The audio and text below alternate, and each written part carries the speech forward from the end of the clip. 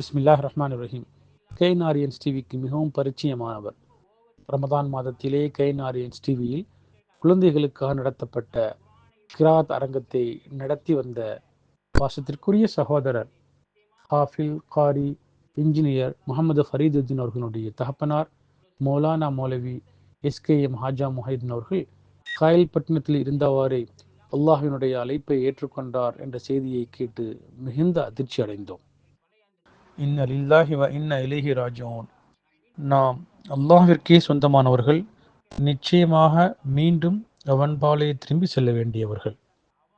ஹஜ்ரத் SKM Haja Mohideen ஆலிம் அவர்கள் காயல்பட்டினத்தின் பாரம்பரியமிக்க Javia Arabic கல்லூரியின் முதல்வராகவும், காயல்பட்டினத்தின் அரூசின் ஜன்னா மகளிர் அரபிக் கல்லூரியின் துணை முதல்வராகவும் பல காலங்களாக பணியாற்றி இருந்திருக்கின்றார்கள்.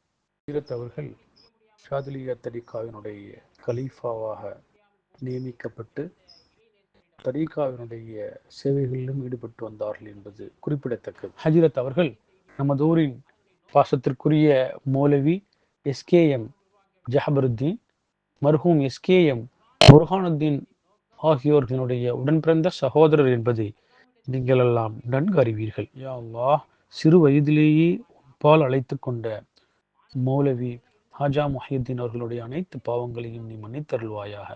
யா அல்லாஹ், அவருடைய கபரை விசாலமான கபராக, விஸ்தீர்ணமான கபராக, மனமுள்ள கபராக, ஒளிவுள்ள கபராக நீ ஆக்கி வைத்தருள்வாயாக. யா அல்லாஹ், அவருடைய கபருடைய அதாபில் இருந்து காப்பாற்றுவாயாக.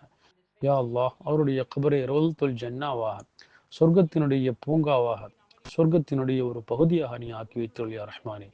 யா அல்லாஹ், அவரை நரக நெருப்பிலிருந்து நீ பாதுகாப்பாயாக யா ரஹ்மானே. யா அல்லாஹ், அவரை சொர்க்கவாசியாக ஆக்கி வைத்துள் யா ரஹ்மானே. யா அல்லாஹ், அவரையும் அவருடைய குடும்பத்தோரோடு ரசூல் ஸல்லல்லாஹு அலைஹி வஸல்லம் அவர்களோடு உயர்ந்த ஜன்னாவிலே சந்திக்கக்கூடிய பாக்கியத்தை தந்தருள் யா ரஹ்மானே.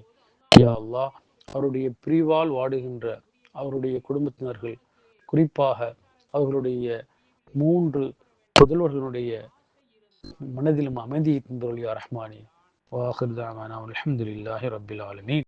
يا أيتها النفس المطمئنة ارجعي إلى ربك راضية مرضية فادخلي في عبادي وادخلي جنتي.